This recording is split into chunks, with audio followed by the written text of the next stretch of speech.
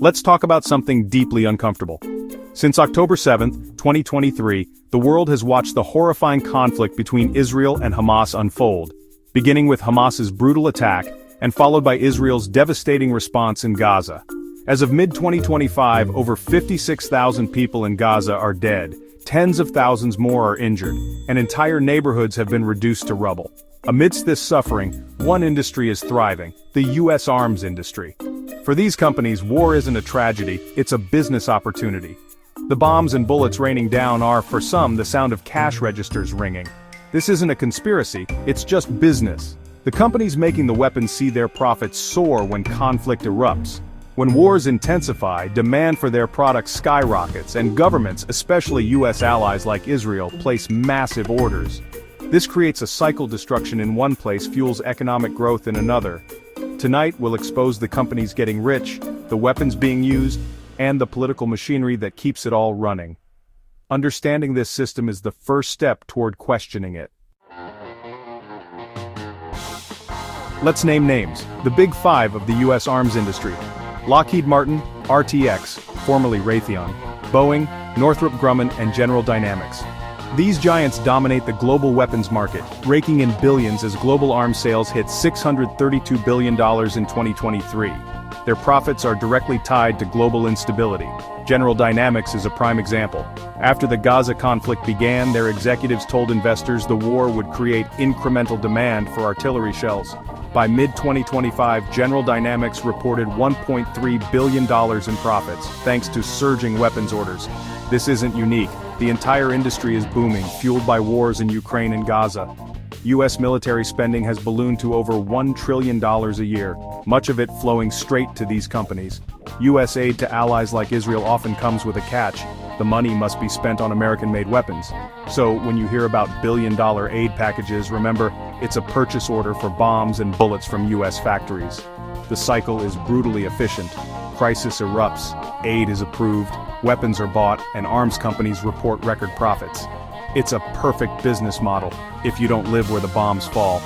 The winners are clear, and they're nowhere near the front lines. What's being sold? Not just rifles, massive bombs and artillery. The U.S. has sent Israel at least 15,000 bombs and 50,000 artillery shells since the conflict began. This includes thousands of 2,000-pound bombs and over 100 bunker busters, designed for maximum destruction. In May 2025, 9 U.S.-made bunker busters hit near a Gaza hospital, killing at least 28 people. In July, U.S.-made bombs struck schools used as shelters, killing dozens of civilians. Investigators repeatedly find American-made weapons at the sites of the deadliest attacks. The link between U.S. arms and Gaza's devastation is direct and undeniable. When a country supplies the weapons, does it bear responsibility for how they're used? These aren't just sales figures, they're real weapons, made in America, killing real people. The fingerprints of the U.S. arms industry are all over this conflict.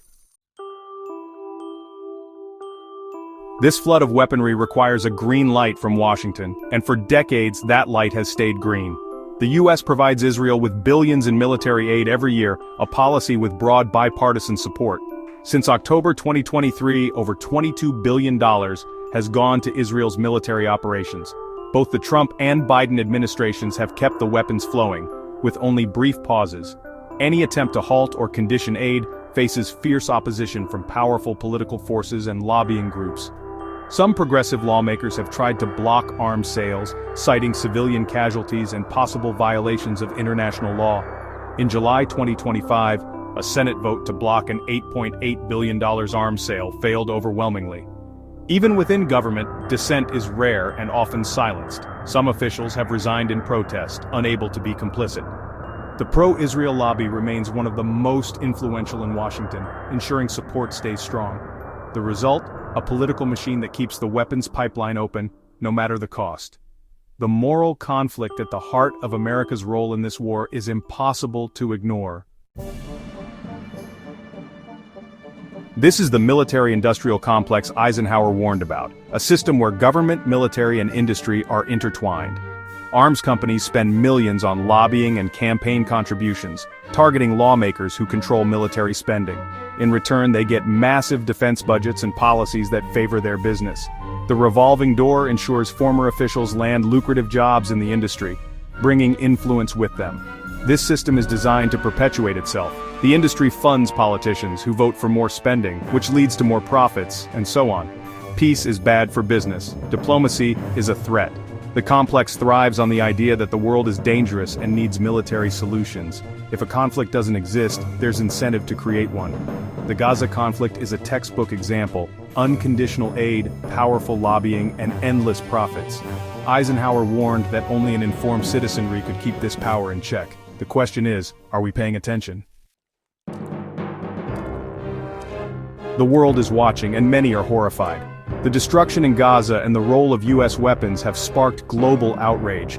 In 2025, majorities across continents supported ending all weapons sales to Israel, with many calling the situation genocide.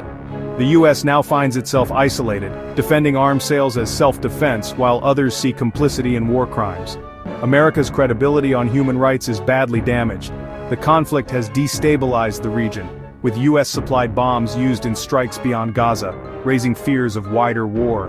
Meanwhile, Israel's own arms industry profits, marketing battle-tested weapons worldwide.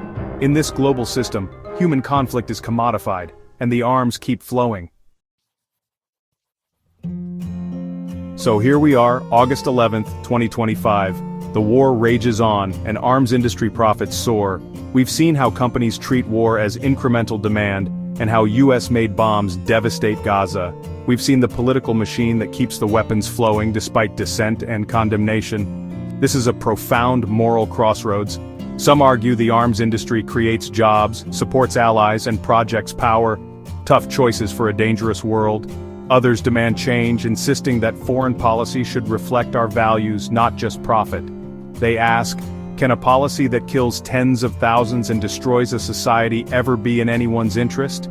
US law forbids arming countries that commit gross human rights violations, so why isn't it enforced? True security comes from justice and stability, not endless violence for profit. Do we accept a world where war is profitable, or demand one where human life matters more than a stock price? We can't find answers until we face the brutal truth. For some, war is good business.